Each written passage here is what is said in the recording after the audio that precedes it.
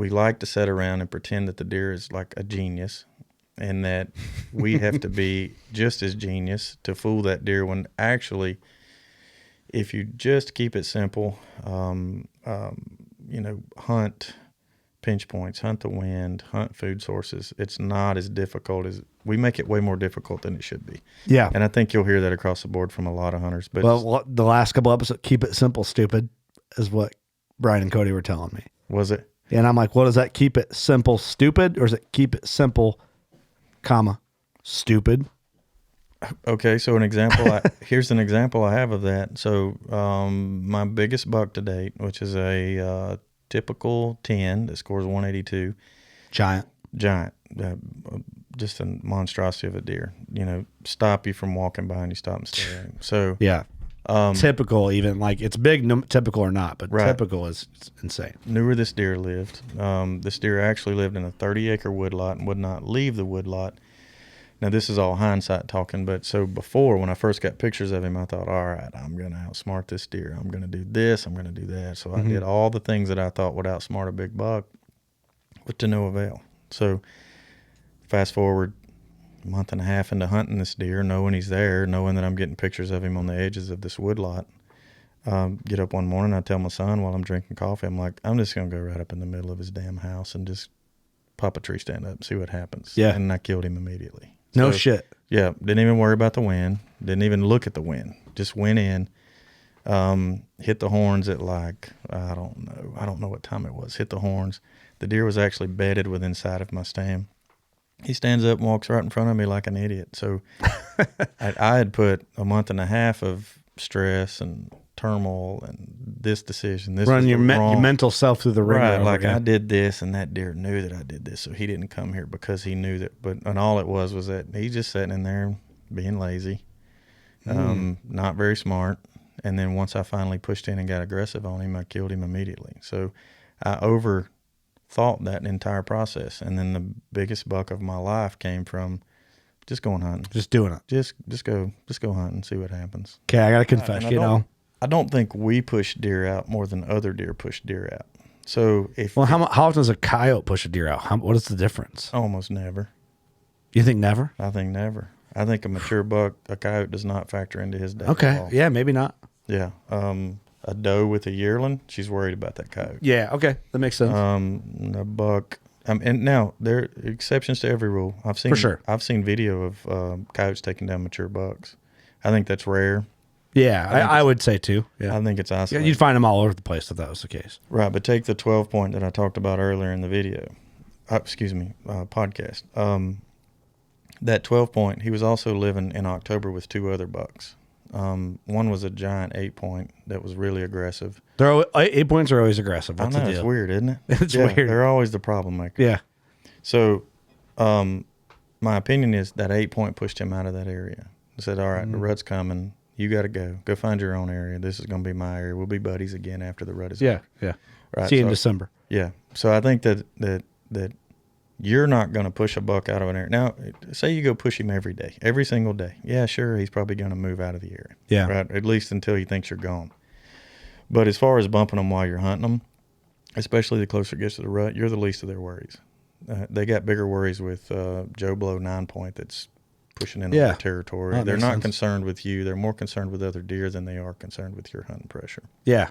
Now, I'm just talking specifically second week of October all the way to second week of November. Yeah, and you for can sure. push it on even to Thanksgiving if you wanted to. So, Like, you think a dog does not spook a deer at all? Like, no, dogs definitely spook deer out of their beds, especially in the daytime. But I will say I have seen with my own eyes from coon hunting that deer show less respect to dogs after dark. So okay.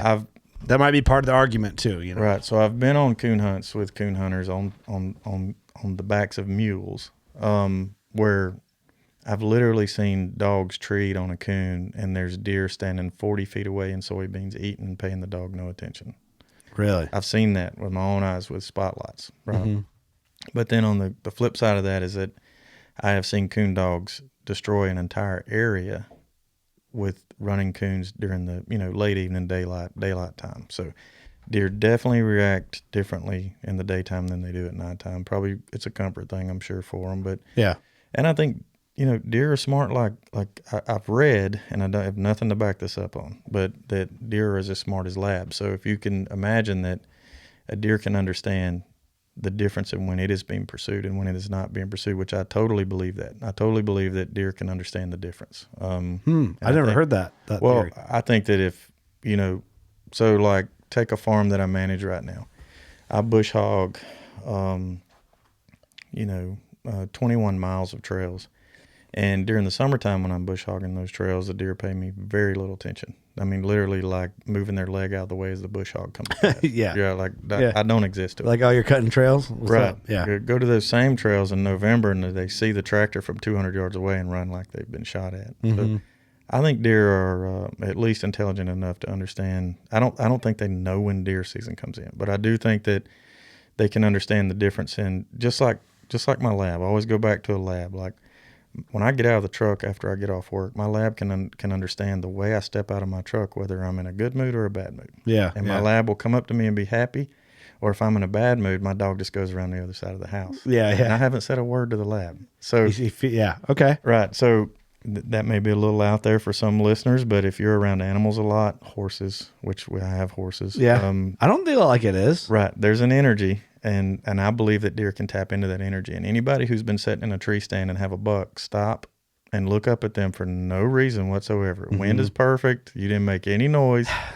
So if anybody wants to argue with that, I would say, well, you ain't been in a deer stand long enough to see a deer just stop and look up at you and wonder how in the world that deer knew you were there. Well, if I had ground like that, whatever. Well, I want to tell everybody out there right now, I stood in welfare lines with my mama when I was a kid.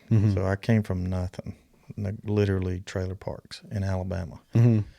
There's pictures of me in a baby pen in the infield of Talladega. If that gives anybody any idea of what kind of white trash I'm talking about. So the thing that I want everybody out there to understand is that anybody listening to this could eventually get their own property, hunt their own deer, become whatever they want to become.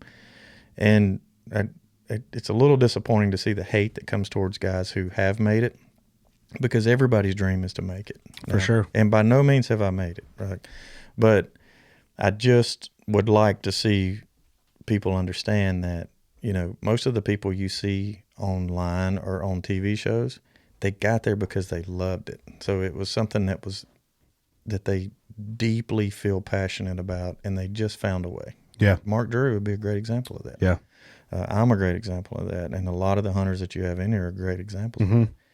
But it's not always that somebody just had money and they got some land left to them. That is the case sometimes. Sometimes, and yeah. I don't think you should hate those people either. They can't help that. They can't help that. Would you turn it down if you were in that situation? Nobody would. No one would. Right. So, I just want people to understand, like, if you're listening, you're a young kid, or even if you're, young man, whatever, find a way. If you love it, it will love you back.